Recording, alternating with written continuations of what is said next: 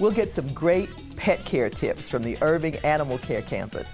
We'll check out online resources for adults at the Irving Public Library. We'll flash back for a visit with artist Towne Splith at the University of Dallas, and we'll hear from the Kingdom Choir in performance at the Irving Arts Center. All this and more coming up About Town.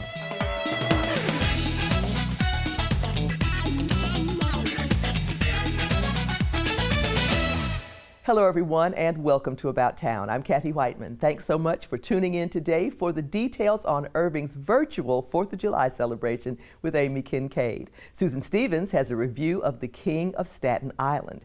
As always, we'd love to have your feedback. Tell us the creative ways you've been coping with the pandemic or stories that you'd like to see on the show. You can email us at ictn@cityofirving.org or connect with us on social media. So please subscribe to our YouTube channel, like us on Facebook, and follow us on Twitter. We'd love to hear from you. For the past 12 weeks, we've all been coping with COVID, and as it turns out, our pets have too. Susan Stevens has some tips from the Animal Care Campus to help our fur babies also stay healthy and safe. Meet Bryant. He's just found his new forever home with pet owner Michael Osborne. He's 7 years old, and he's a good dog. He's really calm. He's been at the shelter for, I don't know, about 5-6 months. He was adopted, brought back, and then adopted again, brought back. With me being off work, I decided to foster him back here today to adopt him. During a time when we need to stay home, pets can benefit us in multiple ways. Having a pet there can just help ease stress. Pets do that all the time anyway, but in a situation like this, pets have been known to lower blood pressure and keep people healthier and more engaged. They can help with loneliness. I mean, if you're missing your friends and family, you still got your dog or cat that can keep you company in your home. That's why it's more important than ever to keep your pets healthy. The Irving Animal Care Campus offers low-cost spay, neuter, and vaccination services. We have a third-party vendor that comes to the campus. There's 2 of them actually that come typically 3 times a month to make sure that our residents have access to low-cost vaccinations and spay-neuter. With COVID kind of throwing a wrench in everything, we only have one that's coming to the campus to transport back to their clinic right now, and then the other ones are still open at their clinics, so we provide that information to residents that need that assistance. And then we also have a free program for folks that are experiencing hardship. And all those diseases, parvo, rabies, those were there before coronavirus ever showed up, and they're still there. So we just have to remember that all these things help us keep our pets safe. Even though we're dealing with a new situation for ourselves as humans, it's still important to make sure that we keep our pets safe as well. Microchips are also available in an effort to help lost pets find their way back home. All you'd have to do is come up to the campus. Right now we are managing the number of people in the building at any given time, but if you give us a call to let us know, we'll put you in line.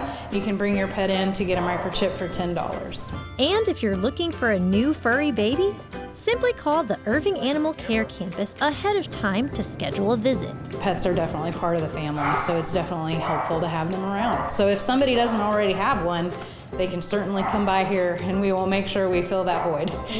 For About Town, this is Susan Stevens. To learn about animal adoptions or tips on free or low-cost pet services, visit dfwhumane.com. Susan visited with Irving Library's online expert Brittany Causey to learn about the library's virtual services for adults. Hi, Brittany. Thank you so much for joining us today. Hi, thank you so much for having me. Well, I see that you guys have a lot of great virtual library programs for adults, and I was hoping we could discuss some of them. Maybe tell me a little bit about Book Talk. Yeah, so Book Talk is a weekly video series where our library staff recommends a book. They give a really short description of what the book's about and tells you where you can download it. So we have several different digital online services that people can download ebooks and audiobooks from. And we just introduce them to a new book and tell them where they can find it. Great. Now, can you tell me a little bit about Ukulele On? That one sounds really fun. Yes. So Keep Calm and Ukulele On is a fun ukulele how-to video series. Lauren, one of our librarians, teaches the viewer how to play the ukulele for all the way from starting with how to strum your ukulele or tune it to learning the different chords. That's great. So how difficult is it to learn how to play the ukulele? She makes it look very easy. Unfortunately, I do not have a ukulele, but she, in the very first video, you can she talks about how you can download an app to learn how to play the ukulele as well. And I know some people who have actually went out and bought a ukulele to learn while watching these videos. Oh, that's great. I also see you guys have a nice meditation program. Is that right? Be Well? Yes. So Lauren, who also does the ukulele videos, she is a certified yoga instructor. And so each Wednesday, she does a video pairing a book with a yoga pose. So she'll introduce a book and then she pairs a yoga pose with the book. So for example, Pete the cat, she does the cat pose and she shows you how to do the pose. And then, if you might have difficulty doing some form of it, she shows you different ways to do it for your level. Oh, wow. That's really creative. Yeah, it's a lot of fun. And I mean, especially right now during this quarantine time, I feel like meditation is so important. Yes. And then I know you guys have some coloring programs. Is that kawaii and cozy coloring? Yes, these are some of my favorites. So kawaii coloring is every Wednesday, and cozy coloring is every other Saturday. And in both of them, Chantel, who is one of our amazing artists on staff, she shows you how to draw different pictures. And then so you can follow along with the line drawing, or if you just want to print off a picture and color it, you can do that as well. And we provide a link to print off the picture that she draws in each video. How important would you say these programs are right now while we are kind of stuck at home and not a whole lot to do? What are the benefits of doing these programs? Oh, wow. Well, as a library, we want to continue to provide services and resources to the community. And right now, with people stuck at home or going through, the stress of everything, we wanted to provide some fun, but also sometimes educational programs that people can access from home or do from home, such as yoga or coloring or finding a new book recommendation. And we also wanted to, bring some normalcy to these crazy times so people can see, oh, hey, the library's still providing these programs and also just some fun services. And so remind me, how do people go about finding these programs and doing them and participating? We share all of our programs online through our social media channels. We have Facebook, Twitter, and Instagram. All of them, if you just search Irving Library, you'll find us. And we also have a YouTube channel where we post our online programs as well under Irving Library. That's great. Thank you so much for being with us and telling us about the programs. Thank you so much for having me. All of these virtual services are free, and you can find Irving Public Library on Facebook, Twitter, Instagram, and YouTube. With an eye on public health and preserving one of Irving's most loved traditions, the annual 4th of July celebration is going virtual in 2020. And Amy Kincaid with the special events team joins me in the studio with the details. So can I start with how glad I am to see you? I know, it's so good to see you and be back here. Yes, and we are properly socially distanced yes, here. We've correct. got 6 feet, so we're good. And that really is one of the most important things that came into consideration when you guys were making the decision. Correct. Can you talk a little bit about that? Sure. We just felt like there was no way possible to keep safety first with the public and the community when we were looking at ideas and if this event could take place this year. So definitely the safety of the public came first in our decision making, and felt like it might be a better opportunity to maybe celebrate Irving a little bit down the road when we can get back together, have the fireworks show and a concert, and just bring the community back together when it's most important and safe for all. Yeah, absolutely, and that completely makes sense to me. So you guys had to get real creative. Fortunately, that's y'all's superpower over there. Is. So you've got some fun ways that people can still participate. Tell me about them. We do. We wanted to find a way to still bring the community together. In today's world, it's virtual. So what we would love to do is get the community to send in pictures of past events, past parades, past fireworks shows, anything that they've done to celebrate in Irving. There's several ways that they can send in photos. They can tag them with hashtag Irving July 4 to all social media, and we'll pull those. Or they can also send it to recinfo@cityofirving.org. So what we're planning on doing is all the pictures that we get back, we're going to do a virtual parade that we'll put on social media so everyone can see the virtual parade. Okay, so it's truly the next best thing to being there. Yes, I know, right?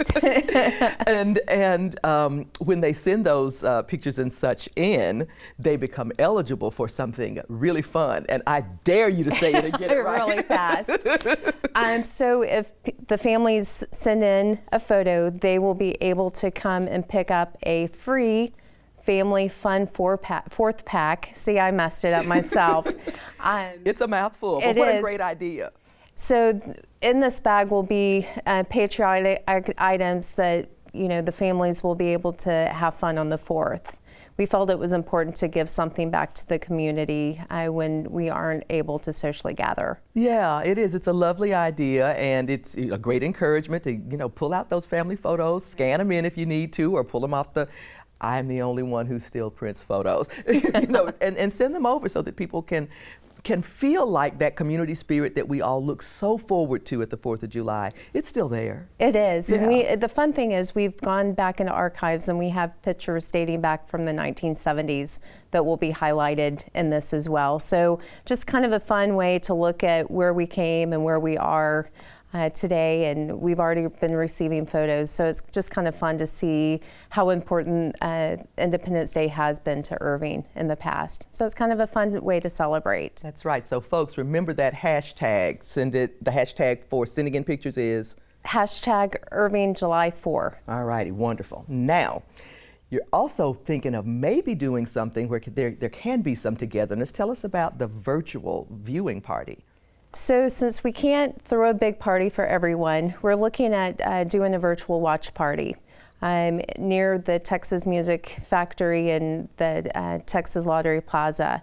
So looking forward to that. You can go to the website to find out more information, but just looking forward to possibly find a way to bring people and allow them to watch it virtually together live. I think that's great. So since you've been saying this virtual thing, I now get to announce that ICTN is a big part of this, and we're so excited about it.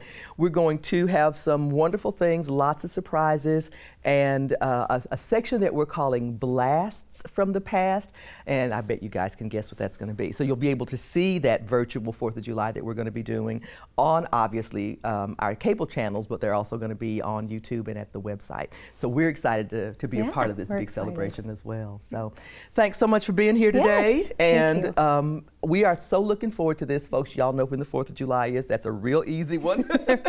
So stay tuned for all the details. This week, Susan Stevens reviews The King of Staten Island, Judd Apatow's latest addition to his lineup of star-making comedies. And stay tuned for her preview of 2 movies that just might keep you up at night. Here's Susan with more. I like your tattoos. What are those numbers on your arm? Oh, that's the date my dad died. He was a fireman. Died in a fire 17 years ago. Oh my God, I'm so sorry. Don't be, it's fine. Knock, knock. Who's there? Not your dad.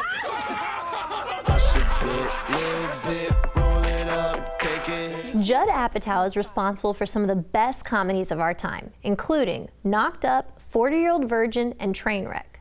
His films typically dive deeper than the usual comedy. He takes the time to have audiences understand his leads and provides a sincere character study. We continue to gain perspective on another lost soul in Apatow's new, heartfelt comedy, The King of Staten Island. Apatow has teamed up with Saturday Night Live standout Pete Davidson. Together, alongside co-writer David Cyrus, they bring Davidson's personal experiences to life. I want to become a real tattoo artist. Your work is mad inconsistent. Obama ain't right. Oh, I love your tattoos. This is my favorite. I've been dating someone for a little while now. The first guy you date in 17 years is a fireman, just like that? You don't think that's weird? Davidson plays Scott, a young man who's living in his mother's basement and seems to be going nowhere in life. Scott has struggled to become an independent adult ever since his dad passed away. But things change when his mother, Margie, starts dating Ray. This forces Scott to get a job and look for a new place to live. Unfortunately, Ray gets the blame for this sudden shift in Scott's life, and naturally, he hates him. The two butt heads and carry on a hilarious banter throughout the movie, which eventually leads to a powerful realization of unresolved grief. Why would you even ask me that? What's wrong with being a fireman? It's fine if you don't have kids, because you don't know if you're going to come home or not. Davidson and Bill Burr shine. Davidson solidifies his career by bringing humor and genuine emotion without ever appearing to try too hard. And Burr as Ray is funny and sarcastic, but he also has depth and just the right amount of heart to make you understand why Margie could fall in love with him so quickly. The King of Staten Island tells a unique story about grief, loss, and love, showing that for your own health, it's important to confront your issues and allow the people around you to help in your healing process. You can watch this hilarious, authentic coming-of-age film on demand. You gotta get your shit together. Time is passing by very quickly. Why do you think I smoke weed all the time? So I can slow it down.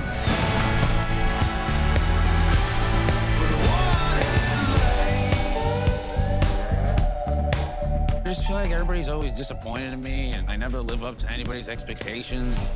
Hey, thanks for listening to all this. You're one of the few people who treat me, like a person. You're welcome. For those of you who like to be kept on the edge of your seat, I've got previews of two exciting movies.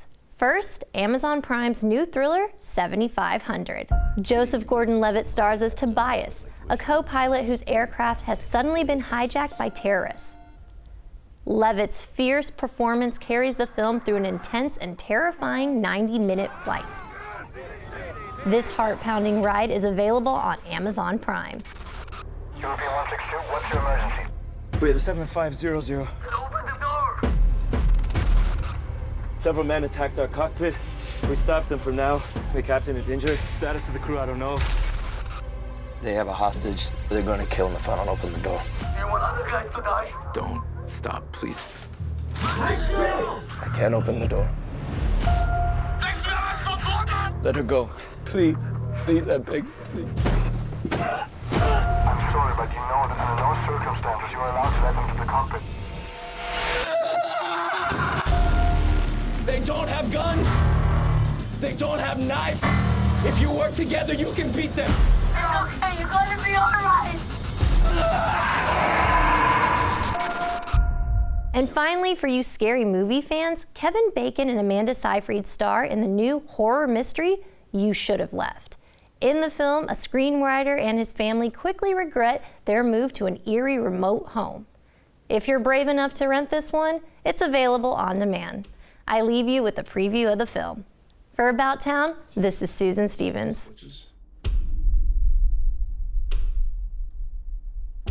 Does this wall look right to you? What are you doing? 26 feet. 21. This room is 5 feet longer on the inside than it is on the outside. How does that work? It doesn't. Anything happened yet? Hello. You chose this place, not me. You sent me the link. I absolutely did not. You sent it to me. Somebody wrote in my journal. Do you like it here? No. Do you? I hate it. The King of Staten Island, 7500, and You Should Have Left are all available on video-on-demand platforms. Nationally acclaimed artist Tom Splith visited the University of Dallas last year, and we caught up with him at demos of two of his areas of expertise. Here's a look. I've been making t-shirts since the 90s, maybe the late 80s, and I've made them with conventional methodology. But I wanted to really bring the t-shirt thing into my current work, so I've developed this process using wood cut blocks and linoleum cut blocks, and and an acrylic paint process, so I have access to a lot of color. Tom is a national renowned artist who visited the University of Dallas this past October for his solo exhibit, which featured his drawings, ceramics, and prints. This is the probably the original part of this process, which is like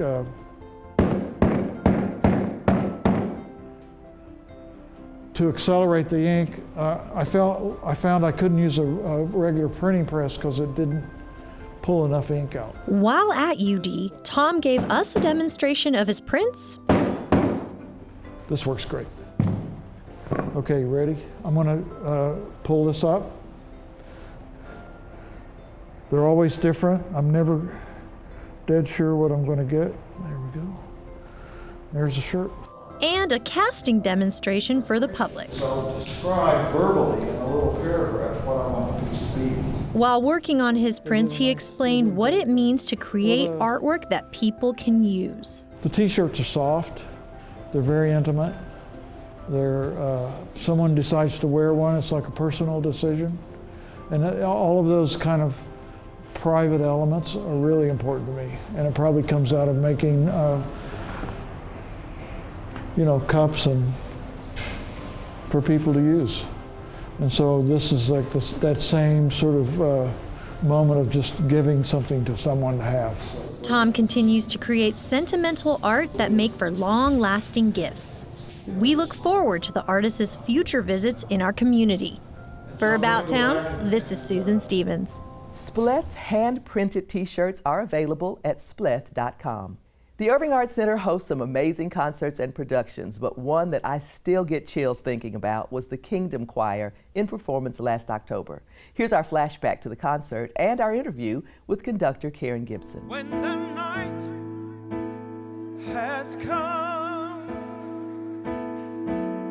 and the land is dark and the moon is the only light we see.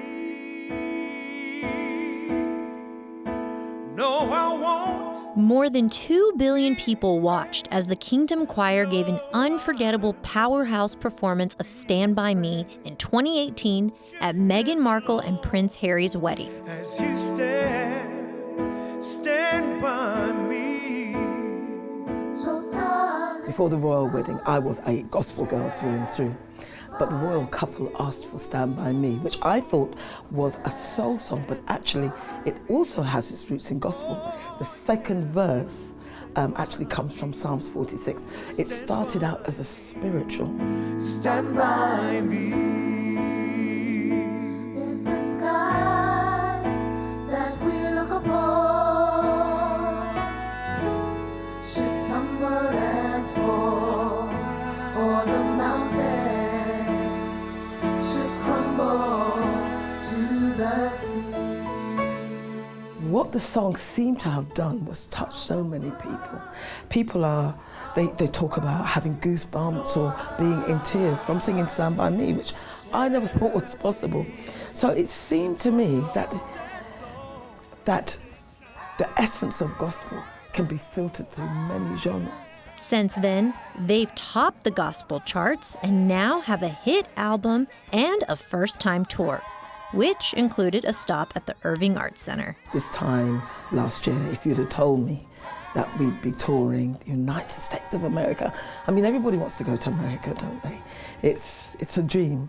I would never have believed this, but yes, so it's our first one, and we're so excited. I'm having a fabulous time, I've got to say.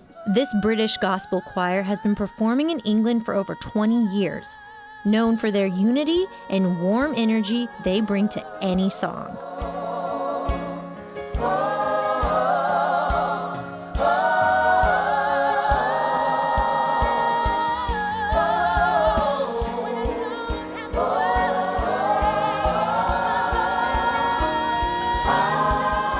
We love gospel and we love the positive things, but also I think things can be done through themes like Something Inside So Strong, or All of Me, or Fix You. I mean, people are having real experiences through these songs. The Kingdom Choir appreciates the opportunity to continue sharing their passion for music and their faith. I once was lost. And it's more about us believing that God is with us wherever we are and whatever we're doing. So yes, it's the love of them. Of course we love their music. I think we love God more.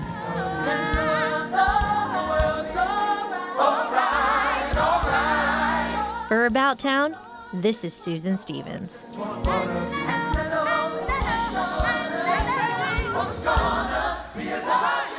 Due to the pandemic, the Kingdom Choir's 2020 tour has been postponed, but the Irving Arts Center has definite plans to reschedule. To learn more about the choir, visit kingdomchoir.com. Here's another look at the work of Irving ISD's talented elementary artists and a list of other things to keep you young at heart, virtually about town.